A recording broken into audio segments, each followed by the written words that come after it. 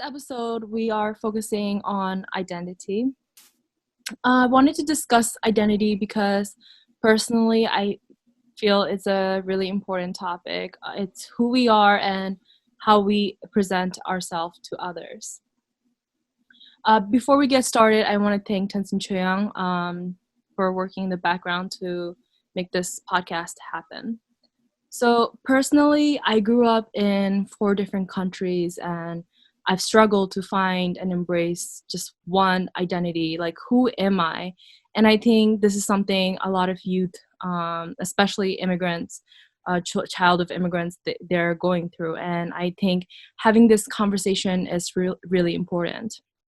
Having a core understanding of my identity was a journey, which I'm still not comfortable with. I'm 25 years old. It's a work in progress, and I always learn something new. But I do feel it's important to talk about it, and I want to give other Tibetan Americans the platform to share their journey. So our first guest of the identity sequence is Tenzin Woden, otherwise known as Nanu or Ajahn. I call her Ajahn. Woden is an amazing leader within the Tibetan community and a great role model for young Tibetan girls. She was raised in Nepal and moved to Connecticut in 2005, where she completed her high school there, and then went to Syracuse University for her undergrad, where she majored in environmental engineering. Currently, she is getting her master's at Northeastern University for engineering and public policy. Woden is an active member of the Tibetan Youth of Boston and is the co-founder of Online Tibetan Education. She has in the past also been a guest speaker at Machik, so she really is involved with the Tibetan community. How are you, Wodenla? Hi, Rinzin. I'm doing well. Thank you for having me here. Yeah, of course. I'm really glad you're here. I've known Woden for 7 years, and I've always looked up to her. She was my first point of contact or first person that I knew that was Tibetan around my area. So I have a special bond with Woden. Yeah, and it's great seeing you do all this work now and be so involved in the community. So, yeah. Thank you. So let's get right into it. Woden, how do you identify yourself? Like, what are 5 main things that's important to you that you want when people look at you, or what you want people to know about you?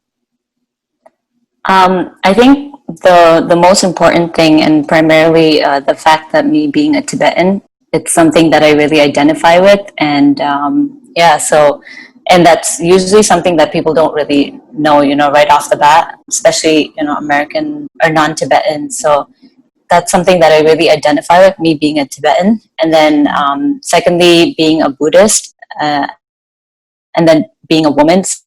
To identity, I've only recently, just started kind of exploring it and really knowing the meaning of it. So I think these two are equally important to me. And then I guess the fourth one, I'd say, just being a woman in the STEM field. That's something that's really a strong part of my identity, just because I'm working now, and it's just, it's just a strong part of my identity that I take pride in as well, because it's not too many people are in this field, women, and especially minority. And then lastly, being a millennial, that's something that I think I'm constantly reminded of as well at my workplace. Okay. Well, I think you do pretty well with blending all these in. I mean, you're part of the Tibetan Buddhist education. You're part of that. I mean, you're actually the co-founder of that. And then you've been a guest speaker at Machik, which shows Tibetan women empowerment. And you're studying the STEM field. So I think you present yourself beautifully with all of these 5 identities. Thank you for sharing that, Woden. So the second question to you is, what was the transition like from moving to Connecticut from Nepal? And what were some of the things that were different, like maybe culture shock? Yeah, I mean, it was a huge change for sure. So I think my story might be slightly different from, young Tibetans now, and maybe even some of my friends who had moved here. So now, like, it's more common to see young Tibetans who are born here, right, and then kind of struggling with that identity. And then with my friends, I have some friends who moved here when they were much younger, like 2 or 3. But for me, I moved here when I was 13. So I moved from Nepal all the way to Connecticut, which is like in the middle of nowhere, kind of. It's not, common, like widely known to have a large Tibetan population. So Right. it was definitely a huge change. However, I think it was not as difficult as it could have been because my parents came here much earlier than me and my siblings did. So thankfully, I'm like very grateful to them. They came here early on and had settled and created a foundation for us. So basically, when we moved here, all we had to do was just start going to school again. So I think the transition was smoother in that regards. However, I think socially it was definitely a challenge. Being a 13-year-old, that's usually when people start like exploring themselves and just kind of trying to find themselves and who they are. But at 13, I had to just start all over. And not just me and my siblings, like all of us, we were teenagers when we moved. And then another thing was also when I moved here, I started in 7th grade. So that's in middle school. And as you know, like middle school, most of the classmates, they've been together since like 3rd grade or something. So they've been together for years, but now I come into that group all of a sudden, and it's like Right. it was just kind of, I was in a very awkward position. And so but then so my first year as a 7th grader in Connecticut, I realized instantly that what I knew, or what I thought I knew about Americans and American culture, it was not what was portrayed in like Hollywood or in Right. books and stuff. And so the first year, I was very quiet. Like I kept to myself. I didn't really speak too much because I was just kind of absorbing everything and taking it all in and learning. And so, but in 8th grade, I started, opening up more, making more friends. And then in high school, when, everyone moves to high school together, it's kind of like a journey that I went along with my classmates. So that process was much smoother from there on. But yeah, it was definitely a challenge socially.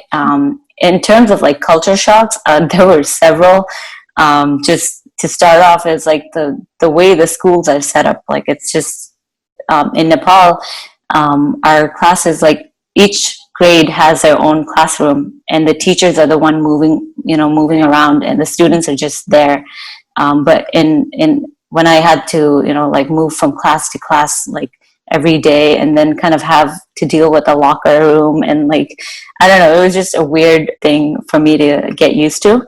Right. And the same setup is also in like the cafeterias, right? You have to go and get your food, and you have to decide what you want, and you have to tell them what you want. Right. But and it's like when you're just like thrown into it, and all you see is American food, and you don't even know some of the names. Like, I mean, you might know pizza and that's it, but like you don't know like meatballs. I don't know. I What's wasn't baseball? I was like, I'll have that weird thing over there. My one of my close friends, like she'll tell you this one joke. Like, it was my first few days of school. Like, I would always, like, for lunch, all I would have in my tray is like a milk carton and some fruits, because those are just like things I could just grab off, and I didn't have to decide what kind of food I wanted. Yeah, those are some of the shocks, definitely. Yeah, and there's so many more, but yeah, those are some of the ones that really kind of threw me off and just made it more difficult to kind of adjust into school life. Yeah. But then I just want to say, when you were like describing everything, so many memories just flooded back. Like, I'm like, oh my gosh, this happened, that happened, like so many memories. I think a lot of us have similar experience, coming from a different country and then being put into Mhm. a completely new system. Just everything's different, and it's not that you're stupid, it's just like you're just not used to it. I mean, I Mhm. remember I was so scared to order food at shops because I didn't know the names. I would like make my friend order it for me, and she got so fed up. She's like, Renzen, you gotta do it on your own, girl. Like, so a lot of, yeah, I mean, I really do think we have similar experience. So one thing that also was a huge shock to me was the fact that, we use so much paper in America. Like every classroom, every day, you get so many worksheets, like on top of the notebook and the textbook that you already have. And so I was part of a recycling club, and like I realized how much waste was being created. And that was a pretty shocking thing for me too. And I soon started realizing that, in America, it's just everything's like use and throw. It's like, instant, just for one time use kind of thing. So, and in Nepal, we only have one notebook for the entire year for one class. So yeah, that was a big shock. Funny because I remember being in India, so I went to CV Govapur, and we had to buy books, I mean notebooks for each class, and like maybe you can only get one, and the teachers will literally count your papers to make sure like you're not wasting them or like you're not ripping them out, and then coming to the US and like the teachers is just giving you like a workshop or a worksheet and then throwing it away. Like it definitely was a surprise. I was like, oh my goodness, like what? Yeah, so that was definitely a shock as well. The other thing you brought up was about the social context of like I moved here when I was 12, and I was already a pretty shy kid, but I was also extroverted like when I'm comfortable with people. And coming to the US, like everyone already had their friends group, and it really is odd because you don't really know how to speak English, and then on top of that you're trying to understand like how the school system is working, and on top of that you're trying to see how the friendship things is going, and it's really stressful. Like we really got to give some good pats on our shoulder because we did it, right? I mean, not a lot of American kids have to go through that. They grow up here, and then they are taught these systems early on, and then they carry on until college or whatever. Yeah, but I do have to, thank, my teachers and my friends too, who kind of made the transition easier. Because I know, some of my friends in New York City who, went through the school system, that it was probably not as easy for them. Mm-hmm.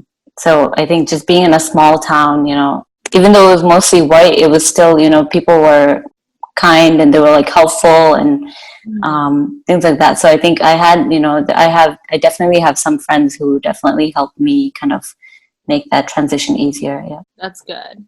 I didn't really have that much support in terms of like trying to get incorporated into the school system. So basically I was like the only one who didn't speak English, and I had to go to ESL, which is English second language class, and my English second language class, Mrs. Tuttle, was the rock. She would help me with all my homework, like she would make sure I'm being included in the activities, but a lot of the teachers don't have much training on how to work with kids that don't speak English or are from other countries, which is something I hope it's getting better now, but where I went, there was just nothing of that sort.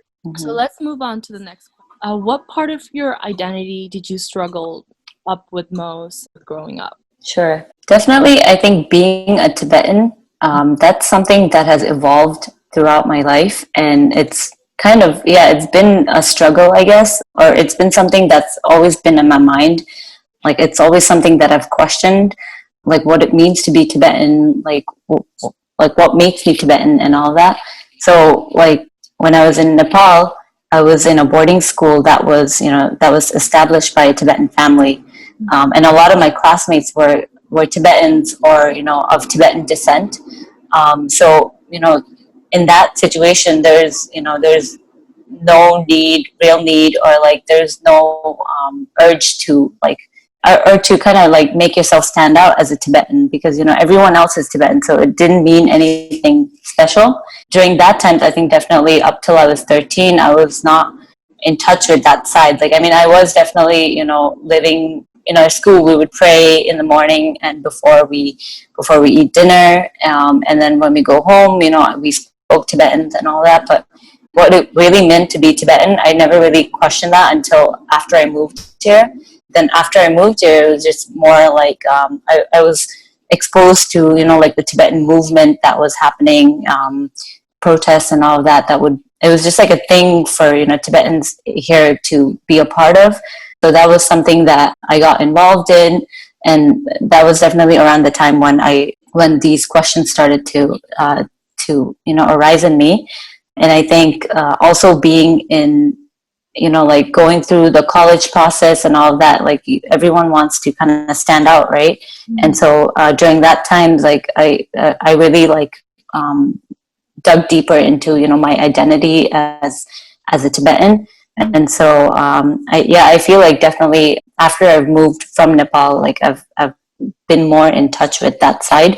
However, living in college, I do remember there were times when I would just kind of be, out of touch with, with my identity, being surrounded by non-Tibetans and, not speaking Tibetan at all. And yeah, I felt really out of touch. But I'm really grateful that, every time I came home to my family, like my parents and my siblings, they would immediately, like just being with them would bring me down to my roots and like ground me to my values. And yeah, it was mostly, my core values that I felt was kind of straying away when I went to school. And even now, sometimes when so I live in Boston, and thankfully I'm part of the Tibetan Youth of Boston. But before that, when I was just kind of, I would spend weeks or months just kind of, not visiting family. And so during that time, I felt like, I was kind of out of touch with my values. Mm-hmm. And these values, I feel like they're at the core of, what it means to be Tibetan. And it's also kind of connected to Buddhism of, like what you're doing is for others, to think of others before yourself. And all of these, I think when you're just kind of like in your routine of working, making money, paying off your loans, like you tend to forget these things. Right. And also just, not speaking my language as much. I think those were kind of the times when I've struggled with my identity in that sense. Like I kind of like strayed away from who I was as a Tibetan. But I'm always grateful, that I could come back home, and my parents, my mom especially, she's very religious, and also she tries really hard to to get into Buddhist philosophy. So like any lapcha that she gives me, it's all tied to Buddhism. And so that has always helped me, like bring me back to my roots. Think you brought up a lot of good points. One of the things that stand out to me the most is how you struggled balancing the normal life here and then your roots and your values, which is being, Tibetan and Buddhism. So I've actually had a very rocky relationship with my identity as a Tibetan. First moved to the US. Since I was like the only one in my school, I really wanted to fit in because I wanted to do well in school. And so I think I've completely hated the idea of myself being a Tibetan because it didn't serve me any purpose.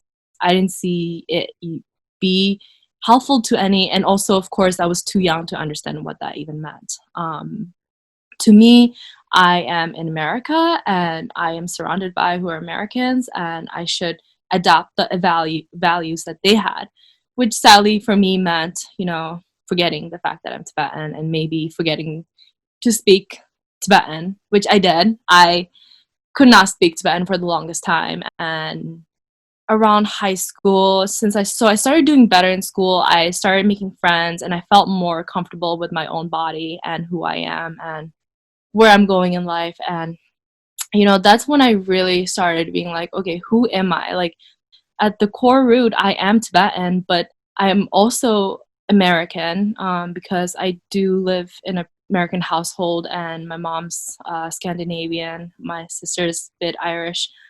So we have like Norwegian meatball, and we have like sourdough, sour bread for like St. Patrick's Day. So I had to really balance it out, and I had to have a talk with myself, knowing that it's okay to have more than one identity, which I think is hard if you're constantly being told that you're not Tibetan enough or you're not American enough. But it's something that I'm still working towards, and that is my journey. Which is actually why Within and I met in Syracuse. I was in high school and she was going to college at SU, and I was so happy to like know that she was going to SU. And she was like my first Tibetan like friend, and I think you really are the main person who pulled me in the Tibetan community. I don't know if you know this, but you Oh. really are. And something that I will cherish forever. Oh. So Mhm. you're very empowering. Well, I hope you know that. well, I mean, to be honest, it was there's just like knowing that there was some Tibetan living in upstate New York. When we somehow made that connection, I was very happy too. And the first thing I thought of was Momo, and Mom, definitely you and your aunt really delivered, made and Momo, yeah, and you guys were so kind. You invited us in, and really, like made it made Momo, and like it was not just one person, it was like three or four of us, I think. So yeah, I mean, it's for me, it's always great, like meeting other Tibetans, and I mean, in your case, like I don't know how you've, like kind of stuck through in that town yeah. there, but like, and it's amazing seeing, how much you've kind of made an effort, seriously, to, kind of like get in touch with your identity. And so, yeah. Thank you. Well, we're running out of time, but my Mhm. one last question to you is, what does it mean to be a Tibetan, and what should be classified as Tibetan? I feel like a lot of people, maybe the elders, they kind of rely more on what they see on the surface level, and it's see and hear. So it's, if you don't speak Tibetan, then oh, you're not Tibetan. If you're not wearing your cultural clothes, then you're not Tibetan. Like, I feel like these are at a very surface level. Like, but I feel like what it really means to be Tibetan at the core, is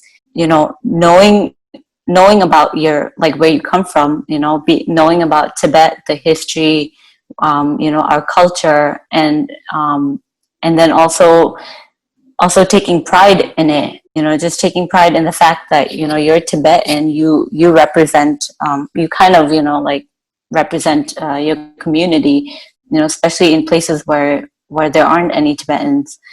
And then lastly, I think knowing about your culture, but also doing something about it. I feel like that's important to, well, personally, to me, to my identity as a Tibetan. I can know about my culture, and I can be proud of it, but like, if I'm not doing something about it to help my community, like to eventually give back to my community, I'll always feel like there's something missing, and that I'm kind of out of touch with my community. So Right. I feel like these three are at the very core of, kind of identifying, I think, with any nationality or ethnicity. Yeah. So, and I feel like, I mean, not to say that, if you don't do these things, and, you lean more towards, just wearing the cultural clothes and all that, like that doesn't mean you're not Tibetan. Right. So, And I just want to add that, um, Tibetan is just, I think it really is included with everyone. We should create a inclusive community and include people in, and not to bash anyone who doesn't speak Tibetan. I don't know if anyone's going to listen to this, but if it helps, like, just because you are not in the Tibetan community, or you don't speak Tibetan as well, or you don't practice Buddhism, or like you have any doubt in your mind that someone has told you you're not Tibetan enough, just that is not true.